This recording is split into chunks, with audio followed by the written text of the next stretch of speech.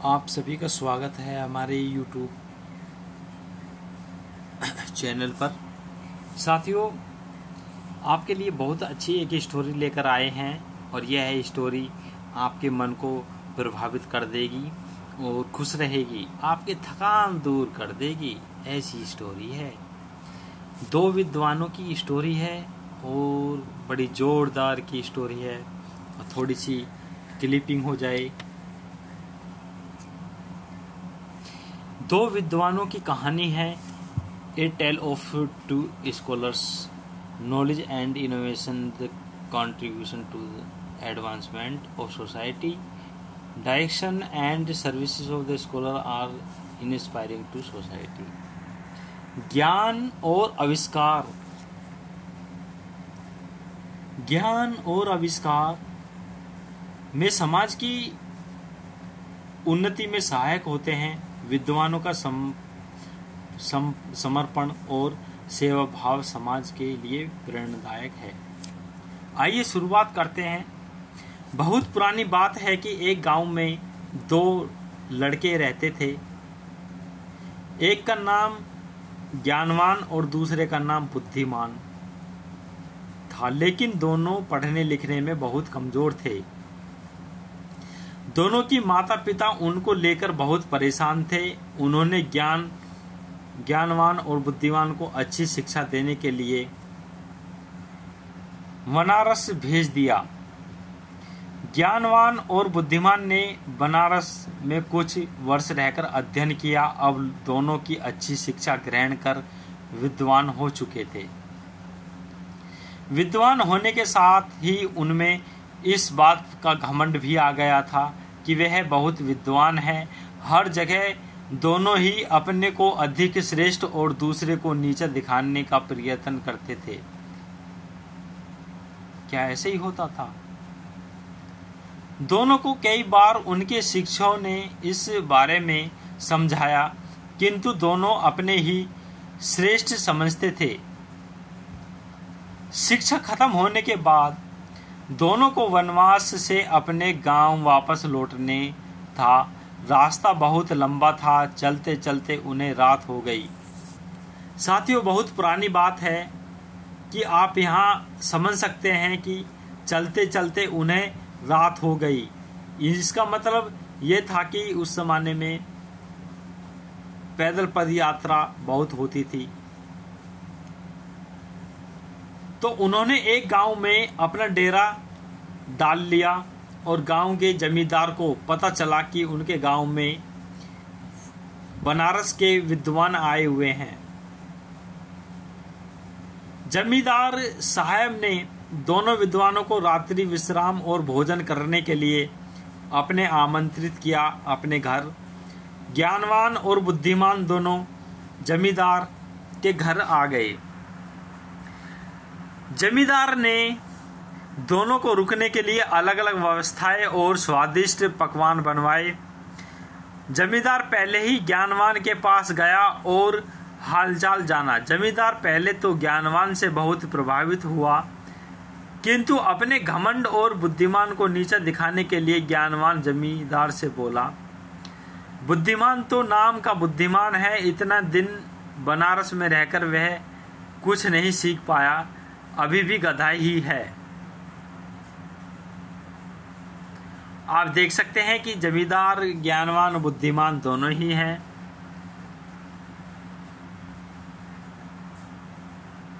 यहाँ ज्ञानवान जो हैं वो पतले हैं और बुद्धिमान मोटे हैं। ज्ञानवान की बातें जमींदार को अच्छी नहीं लगी और ज्ञानवान से मिलने के बाद वह बुद्धिमान से मिलना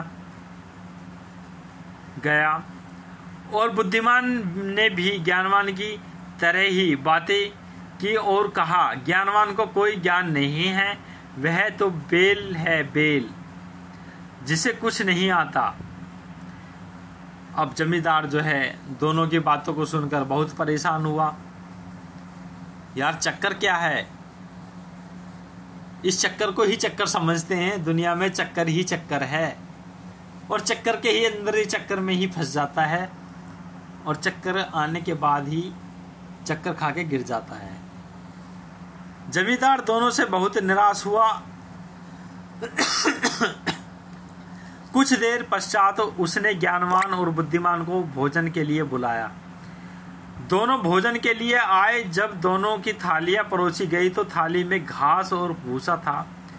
थालियां देखकर दोनों जमींदार पर बहुत क्रोधित हुए और बोले, आपने यह हमें बेइज्जत करने के लिए बुलाया है? क्या हमें कोई जानवर हैं जो आप हमें भूसा और घास खिला रहे हैं?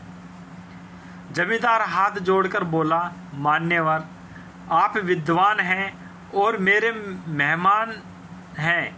मेरा उद्देश्य आपकी बेइज्जती करना नहीं है। आप दोनों ही विद्वान होकर एक दूसरे के बैल और गधा बोल रहे हैं, इसलिए बैल और गधे का भोजन पसंद है। मैंने आपको वही भोजन परोस दिया है। जो जमींदार था वह बहुत बुद्धिमान था। जमींदार की बात सुनकर ज्ञानवान और बुद्धिमान अपनी गलती का एहसास हुआ और दोनों ने एक दूसरे से क्षमा मांगी। जमींदार को धन्यवाद दिया। जमींदार ने भी दोनों को स्वादिष्ट पकवान खिलाए और दोनों की खूब भाव भगत किया। शिक्षा कोई कितना ही बड़ा विद्वान क्यों ना हो, अगर दूसरे को नीचा दिखाने वाला प्रयत्न करता है तो उसे भी नीचा देखना पड़ता है। आपके द्वारा साझा की गई कहानी एक बहुत ही सुंदर और नैतिकता से भरपूर कथा। इसमें न केवल ज्ञान बुद्धिमत्ता का अंतर स्पष्ट किया है हमने, बल्कि आपकी तरफ से जो वर्ड हमने कहा है वो हमने बोल दिया है, बल्कि यह भी दिखाया गया है कि अहंकार, द्वेष और एक दूसरे को नीचा दिखाने की प्रवृत्ति कैसे एक विद्वान व्यक्ति को अपमानित कर सकता है। कहानी का सारांश है, एक जमींदार ज्ञान की तलाश में दो महान लोगों से मिलने जाता है, एक ज्ञानवान और दूसरा बुद्धिमान। जब वह ज्ञानवान से मिलता है तो ज्ञानवान की बातें उसे अच्छी नहीं लगती। फिर वह बुद्धिमान से मिलता है, लेकिन बुद्धिमान भी ज्ञानवान की बुराइयां करता है और कहता है कि ज्ञानवान को बहुत कुछ नहीं आता, वह बेल है। इससे जमींदार निराश होता है। कुछ समय बाद वह दोनों को अपने घर भोजन के लिए आमंत्रित करता है। जब दोनों आते हैं तो थाली में घास और भूसा परोस जाता है। वो क्रोधित होकर कहते हैं कि क्या हमें जानवर हैं, हम यह घास फूस क्यों खाएं? इस पर जमींदार हाथ जोड़कर विनम्रता से कहता है कि मैंने आपको अपमानित नहीं किया। आपके वर्णों को, जो आपके वर्ण थे, उन पर मैंने विचार करके इसलिए मैंने सोचा कि आप वही खाना पसंद करते होंगे। यह सुनकर दोनों विद्वान शर्मिंदा हो जाते हैं, अपनी गलती का स्वीकार करते हैं, एक दूसरे को क्षमा मांगते हैं। फिर जमींदार उन्हें अच्छे भोजन से सत्कार करता है।